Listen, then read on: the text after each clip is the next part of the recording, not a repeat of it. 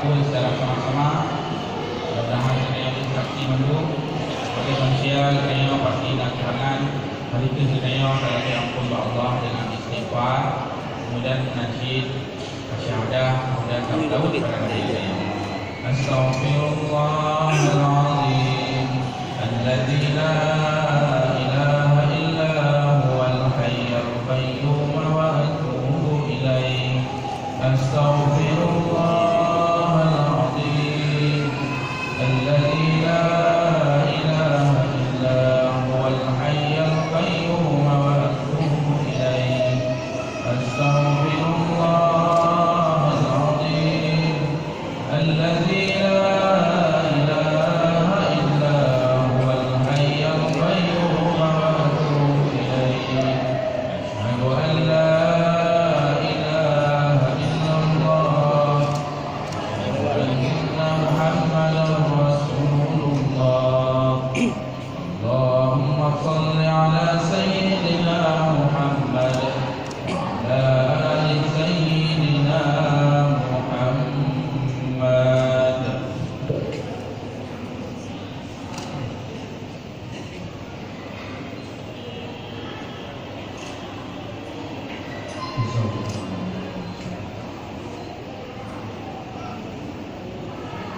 Bismillahirrahmanirrahim.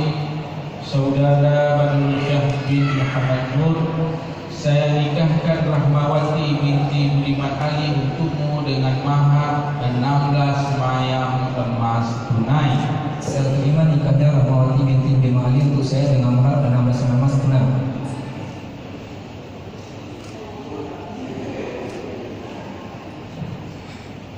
Alhamdulillah, kami persilakan kepada